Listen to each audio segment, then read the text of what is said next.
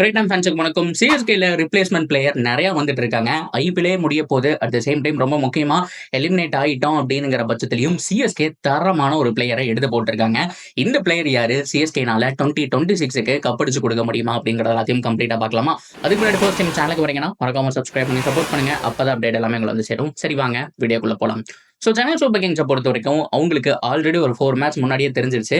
எப்படியும் நம்ம குவாலிஃபை ஆக போறது கிடையாது. பட் இருந்தாலும் யங்ஸ்டர்லாம் ட்ரை பண்ணலாம் அப்படிங்கிற மாதிரி அவங்க ஒரு முடிவுக்கு வந்துட்டாங்க. ஸோ இதுக்கு நடுவில் நம்ம பார்த்துருப்போம் ஆயுஷ் மாத்ரே, அது மட்டும் இல்லாமல் டிவால் பிரேவிஸோட சைன் அப்படிங்கிறது சூப்பராக இருந்தது. ஸோ இந்த மாதிரி என்னென்ன பிளேயர்ஸ் இருக்காங்களோ அவங்களுக்கு எல்லாருக்குமே பார்த்தோம் அப்படின்னா வாய்ப்பு கொடுக்குறோம். ஸோ இங்கிருந்தே இந்த சீசனை நம்ம முடிக்க போறது கிடையாது. மீதி இருக்க போற 3 மேட்சும் நமக்கு அடுத்த சீசனுக்கான பயிற்சி இங்கிருந்து எடுத்துட்டு போக போறோம் அப்படிங்கிற மாதிரி தான் பாக்குறாங்க. எவ்வளவு தடவை நம்ம பார்த்திருக்கோம் சென்னை சூப்பர் கிங்ஸ் 2022 ஸோ இந்த மாதிரி தோத்தாங்க. 2023ல கப் அடிச்சாங்க. அதுலயும் 2020 இதே மாதிரி ஒரு கேவலமான ஒரு தோல்வி.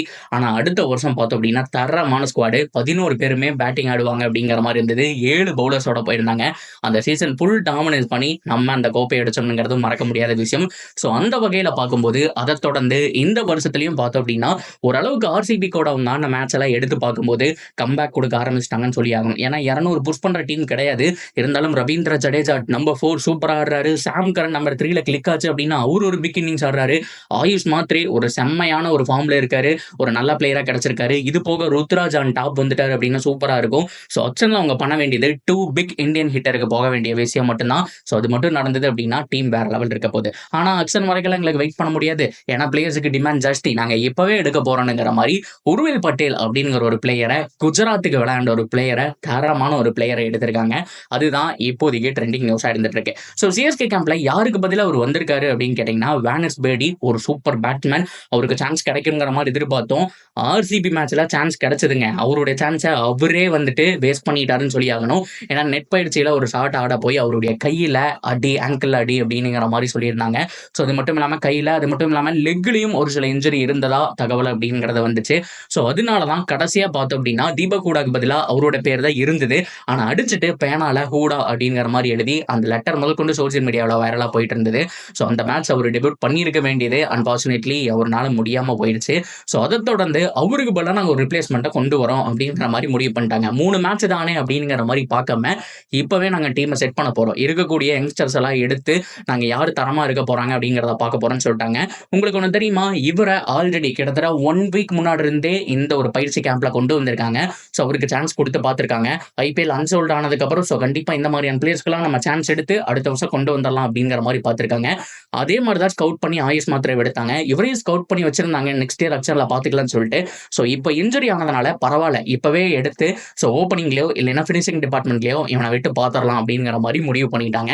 சிஎஸ்கே ஒரு சூப்பரான ஒரு மூன் அப்படிங்கிற மாதிரி தான் நான் சொல்லுவேன். ஸோ இவரை பொறுத்த வரைக்கும் வேனஸ் பேடி மாதிரியே பயங்கரமான ஹிட்டர், ஃபாஸ்டர் செஞ்சுரி வந்துட்டு ரெக்கார்டு வச்சிருக்காருங்க. ஸோ அது போக பார்த்தோம் அப்படின்னா பரோடாக்காக ஏகப்பட்ட மேட்ச் செம்மையா வந்துட்டு ஆடி கொடுத்துருக்காரு. ஸோ அவருடைய பெர்ஃபார்மன்ஸ் நல்லா இருந்திருக்கு. அதனால தான் 2 இயர்ஸ் முன்னாடியே கிட்டத்தட்ட 24, 23 வயசு இருக்கும்போதே குஜராத் கொக்கி போட்டாங்க. அன்பார்ச்சுனேட்லி ஹர்திக் பாண்டியா தலைமையில அவருக்கான சான்ஸ் அப்படிங்கிறது கிடைக்கல. ஸோ அதுக்கப்புறம் அதே பிளேயரை கொக்கி போட்டு தூக்கியிருக்காங்க சென்னை சூப்பர் கிங்ஸ். ஆல்ரெடி சொன்ன மாதிரி 1 வீக் முன்னாடி இருந்தே ஒரு பயிற்சியில தான் இருந்துட்டு இருந்தாரு. அடுத்த வருஷம் ஆக்ஷன்ல தான் ட்ரை பண்றதா இருந்துச்சு. ஆனா நல்ல ஒரு சான்ஸ் கிடைச்சது. இப்பவே போயிட்டாருன்னு சொல்லணும். 3 நாளைக்கு முன்னாடி அவருடைய பிரதர் வந்துட்டு ஸ்டோரி போட்டிருந்தாரு. சென்னை சூப்பர் கிங்ஸோட லோகோ, அது மட்டும் இல்லாமல் தோனி அவர்களோட போட்டோ போட்டு கங்க்ராச்சுலேஷன்ஸ் பிரதர்னு சொல்லிட்டு. அப்போ யாருக்கும் புரியல. இந்த நியூஸ் வந்துட்டு சும்மா லிட்டில் பிட் வைரலா தான் போயிட்டு இருந்தது. ஏன்னா கேம்ப்ல விளாண்டு இருக்காங்க, அதனால கூட போட்டிருக்கலாம்னு நினைச்சாங்க. ஆனா இப்பதான் தெரியுது கிளியரா சைன் பண்ணிட்டாங்க. ஒரு சூப்பரான ஒரு மூவ். இதுக்காக தான் வந்துட்டு நம்ம எக்ஸ்பெக்ட் பண்ணோம். ஸோ எக்ஸ்பெக்ட் பண்ண ஒரு விஷயம் நடந்துருது. எஸ், சென்னை சூப்பர் கிங்ஸை பொறுத்த வரைக்கும் ஒரு குட் வேல போகிறாங்க. போதும், இது வரைக்கும் எக்ஸ்பீரியன்ஸ் பிளேயர்லாம் ட்ரை பண்ணது போதும். எக்ஸ்பீரியன்ஸ் பிளேயர்ஸும் வேணும். அது போக நம்ம யங்ஸ்டரையும் உள்ள இறக்கணும் அப்படிங்கிற மாதிரி முடிவு பண்ணி சூப்பரான விஷயங்களை கொண்டு வந்திருக்காங்க. ஸோ உருவில் பட்டேல் பொறுத்த வரைக்கும் செம்மையா ஆடுறாருங்க. ஸோ ஹர்திக் பாண்டியா மாதிரியான கனெக்ஷன் இருக்கு. அண்ட் சூரியகுமார் யாதவ் மாதிரி பேக் ஷாட் அந்த 360 டிகிரியில் ஆடும்போது நம்ம நிறைய பார்த்துருப்போம். ஒரு எப்படி சவுத் ஆப்பிரிக்கன் பேட்ஸ்மேன் ஒரு ஃபேப் டூ பிளஸி, அது மட்டும் இல்லாமல் டிவிலியர்ஸ் எல்லாருமே ஒரு மெக்கலம் அந்த மாதிரியான பேட்ஸ்மேன்லாம் எப்படி பின்னாடி அந்த ஸ்கூப் அடிக்க ட்ரை பண்ணுவாங்களோ, ஸோ அந்த மாதிரியான ஷாட்ஸ் நிறைய ஆடுறாரு. சிஎஸ்கேக்கு இதெல்லாம் தேவை. இந்த மாதிரியான பிளேயர்ஸ் தான் ஃபியூச்சருக்கு இருக்கணும் அப்படிங்கிற மாதிரி சூஸ் பண்ணிட்டாங்க. Yes, one of the best sign. பாப்போம் அப்கமிங் 3 மேட்சஸ்ல கண்டிப்பா வாய்ப்பு கிடைக்கும். எந்த அளவுக்கு பேட்டிங் ஆடுறாரு அப்படிங்கிறத பொறுத்து அடுத்த வருஷம் தரமான ஒரு டீமோட இறங்குறாங்களா இல்லையாங்கிறத பார்க்கலாம். இதை பொறுத்த உங்களுடைய கருத்துக்கள் என்ன? சென்னை சூப்பர் கிங்ஸ் ஃபேன்ஸ் எத்தனை பேர் வந்துட்டு வீடியோ பார்த்துட்டு இருக்கீங்க? அதை தொடர்ந்து நெக்ஸ்ட் இயர் 2026 கம்பேக் கொடுப்பாங்களா அப்படிங்கிறதையும் தாராளமாக நீங்கள் கமெண்ட்ல சொல்லலாம். அண்ட் இந்த மாதிரியான அப்டேட்டுக்கு நம்ம சேனலோட இணைஞ்சிருங்க. மறக்காம சப்ஸ்கிரைப் பண்ணி சப்போர்ட் பண்ணுங்க.